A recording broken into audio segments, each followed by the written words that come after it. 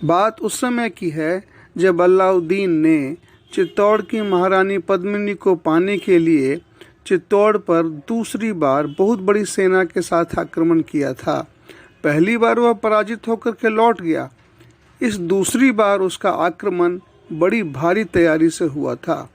अंत में इसी आक्रमण में चित्तौड़ के वीर राजपूत केसरिया वस्त्र पहनकर युद्ध में मारे गए और महारानी पद्मिनी तथा दूसरी राजपूत स्त्रियां चिता बनाकर उसमें अपने सतीत्व की रक्षा के लिए जीवित ही जल गई थीं।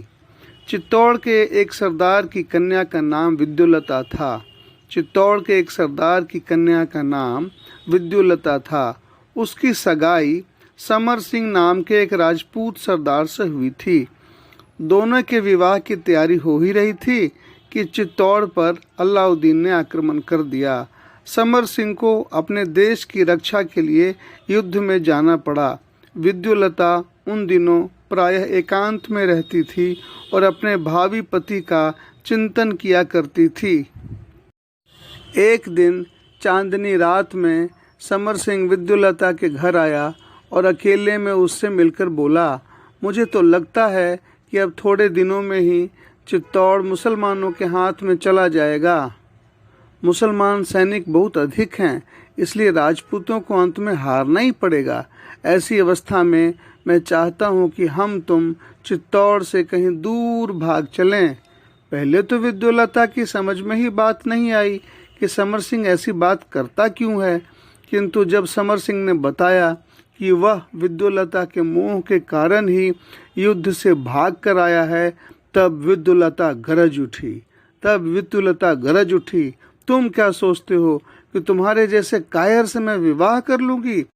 कोई राजपूत की बेटी किसी युद्ध से भागने वाले कायर पर थूकना भी नहीं चाहेगी। तुम्हें मेरा हाथ पकड़ना है तो युद्ध में जाकर के अपनी वीरता दिखलाओ। युद्ध में तुम मारे गए तो स्वर्ग में आकर के मैं तुमसे मिलूंगी। विद्युलता समर सिंह को फटकार कर अपने घर चली गई। समर सिंह निराश होकर के लौट पड़ा। वह अलाउद्दीन की सेना को देख करके डर गया था। विद्युलता की सुंदरता पर वह मोहित हो गया था और इसलिए मरने से उसे डर लगता था। उसने समझ लिया कि युद्ध समाप्त होने पर ही विद्युलता उसे मिल सकती है। मोह के वश वह शत्रुओं से मिल गया। जब अलाउद्दीन ने चित्तौड़ जीत लिया तो सैकड़ों मुसलमान सैनिकों के साथ समर सिंह विद्युलता से मिलने के लिए चला। विद्युलता ने जब समर सिंह को आते देखा तो वह हैरान रह गई। मुसलमान सैनिकों के साथ उसे आते देखकर यह समझ गई कि समर सिंह देशद्रोही है।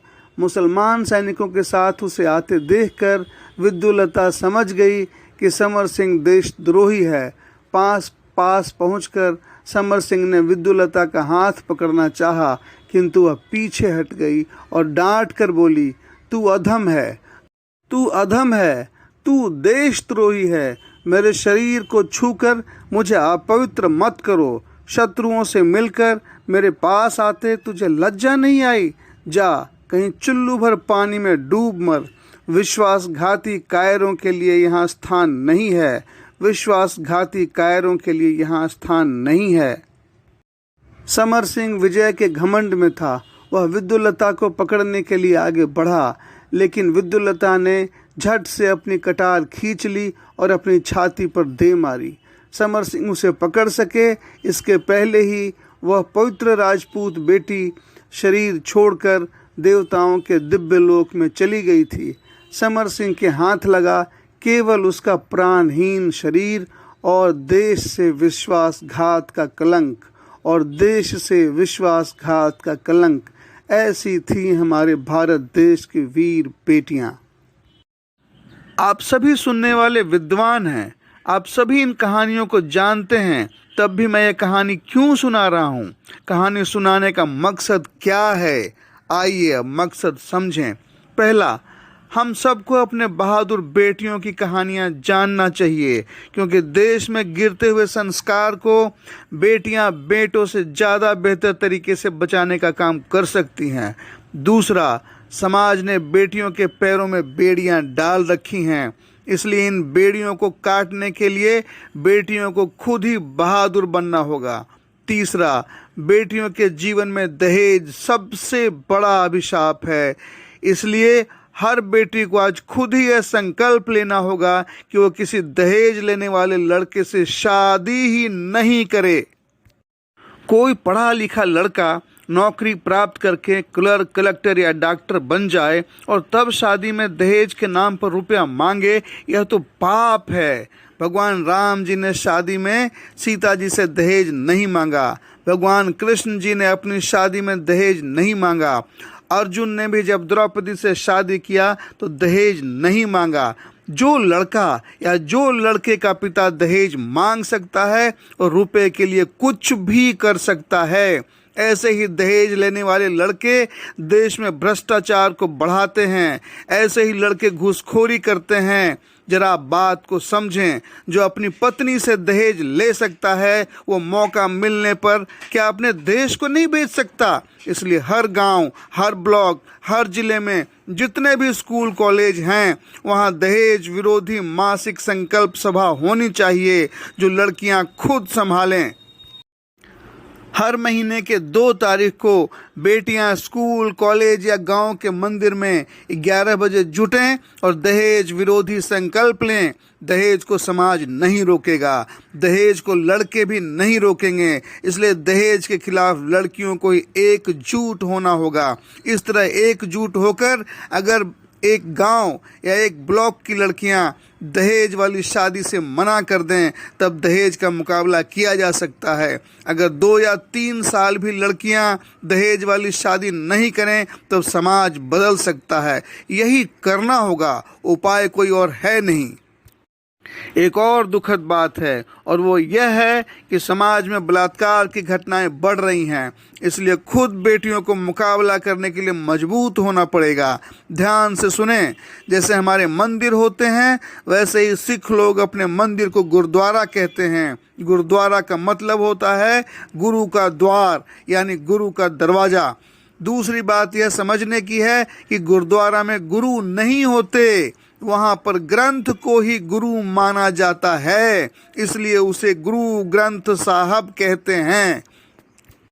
इसी गुरु ग्रंथ साहब का वहां पाठ होता है। अब समझिए, हमारे मंदिरों में ग्रंथ नहीं होता और रोजाना कोई पाठ भी नहीं होता, तब आप ही बताएं, जिस मंदिर में गुरु नहीं हो, जिस मंदिर में ग्रंथ नहीं हो, जिस मंदिर में ग्रंथ का पाठ नहीं हो, उस मंदिर से कल्याण कैसे होगा? उस मंदिर से कल्याण कैसे होगा? इसलिए अब बेटियों को भी पुरुषों की तरह मंदिर में बराबरी की भागीदारी करनी ही चाहिए। बेटियों के मदद के बिना अब गांव के मंदिरों से संस्कार गायब हो रहा है। इसलिए मंदिर में रोज सवेरे आधे घंटे बेटियों को ही प्रवचन करना चाहिए या ग्रंथ का पाठ करना चाहिए। ग्रंथ के रूप में रामायण, गीता इत्यादि का पाठ कर सकते हैं। दूसरी बात, हर गांव में महावीर मंदिर जरूर होता है। सभी लोग महावीर जी के भक्त भी होते हैं, पर इन भक्तों में कोई वीर नहीं बनना चाहता, कोई पहलवान नहीं बनना चाहता। पहले तो लोग पहलवान बनते थे, पर आजकल लोग पहलवानी से एकदम दूर हो चुके हैं। इसलिए हर महावीर मंदिर के साथ अखाड़ा होना जरूरी है। इसलिए हर महावीर मंदिर के साथ अखाड़ा होना जरूरी है। जैसे वीरता के बिना महावीर जी की भक्ति पूरी नहीं होती। फिर से सुने, जैसे वीरता के बिना महावीर जी की भक्ति पूरी नहीं होती, उसी तरह बिना अखाड़ा महावीर मंदिर भी पूरे नहीं, अधूरे ही हैं। उसी तरह बिना अखाड़ा महावीर मंदिर भी पूरे नहीं, अधूरे ही हैं। जैसे कोई गांव पाठशाला, गौशाला और धर्मशाला के बगैर अधूरा है, उसी तरह से महावीर मंदिर भी अखाड़ा के बिना अधूरे ही हैं। अखाड़े के बगल में 5 या 6 फल के पेड़ भी होने चाहिए। हनुमान जी को व्यायाम और फल दोनों ही पसंद हैं, यह तो सभी भक्त जानते ही हैं। अब यह भी सुने, हरियाणा के भिवानी जिले के बलाली गांव की मिट्टी देश के लिए सोना जीतने वाली चैंपियन पैदा करती है। इसके लिए एक पिता ने कई सालों तक अपना पसीना बहाया है और उस पिता ने बार बार समाज के ताने सहे हैं। वह पिता अपनी छोरियों को छोरों के बराबर या दूसरे शब्दों में कहें तो अपनी बेटियों को बेटे के बराबर लाने के संकल्प को पूरा करने के लिए कई सालों तक पूरी नींद नहीं सोया। इसी का नतीजा है कि राष्ट्रमंडल खेलों में स्वर्ण पदक लाने वाली उसकी बेटियां गीता और बबीता को देश का बच्चा बच्चा जानता है। इस महान पिता जिसका नाम भी महावीर जी की तरह महावीर फोगाट है, उनसे सीख लेते हुए आज हर पिता को यह संकल्प लेना चाहिए कि पढ़ाई से लेकर पहलवानी तक, क्रिकेट से लेकर कबड्डी तक, कोई भी पिता या परिवार का सदस्य बेटियों के रास्ते की जंजीर नहीं बने और हर पिता अपनी बेटी के हर उस सपने को उसी तरह पूरा करे जैसे हर पिता अपने बेटों का सपना पूरा करते हैं। आप खुद सोच कर देखें, आप खुद सोच कर देखें, मेरी बेटियां बेटों से कम है क्या? हमारी छोरियां छोरों से कम है के? मेरी प्यारी बेटियों, अब मैं आपसे सीधा संवाद कर रहा हूँ। देखो, आपको गीता और बबीता जैसी पहलवान या मेरी कॉम जैसी बॉक्सर बनना ही पड़ेगा। यह कोई बुरी बात नहीं है। हम सब दुर्गा माता की पूजा करते हैं। दुर्गा माता शेर की सवारी करती हैं। आपको भी अब वैसा ही बनना पड़ेगा। दुर्गा माता की पूजा करने का मतलब ही है कि आप दुर्गा माता जैसा बने। यह सब बात बहुत ही दुख और पीड़ा के साथ कह रहा हूँ।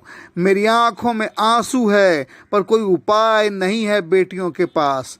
भारत देश को बचाना है, संस्कारों को बचाना है, भारत को दहेज मुक्त करना है, भारत को बलात्कार मुक्त करना है, तो आपको महावीर मंदिर का काम संभालना ही होगा।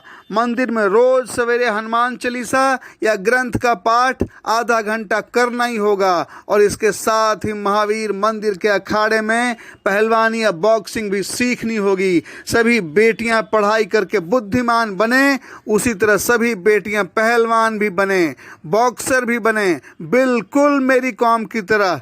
स्पोर्ट्समैन बनना अच्छी बात है, बेटियों को बुद्धि और बल दोनों चाहिए। मेरी प्यारी बेटियों, जिस दिन आप यह बात समझ जाएंगी कि बुद्धि और बल दोनों ही बराबर होना चाहिए, तभी भारत बलात्कार मुक्त होगा, तभी भारत दहेज मुक्त होगा, तभी भारत बेटियों का स्वर्ग बनेगा। अभी तो भारत के बेटियों के पैरों में बेड़ियां हैं। मेरी प्यारी बेटियों, आइए और संकल्प लीजिए कि आप सब बल और बुद्धि पर बराबर ध्यान देते हुए अपने प्यारे भारत को बलात्कार मुक्त भारत और दहेज मुक्त भारत बनाएंगे। और तब तक आप सभी बेटियां चैन से नहीं बैठेंगी जब तक आप सब भारत को बेटियों के लिए स्वर्ग की धरती नहीं बना लेती। आज के शांति संवाद को अब यहीं विराम देता हूँ। सभी स्नेहीजनों को भाई पुरुषोत्तम का स्नेह वंदन और हृदय से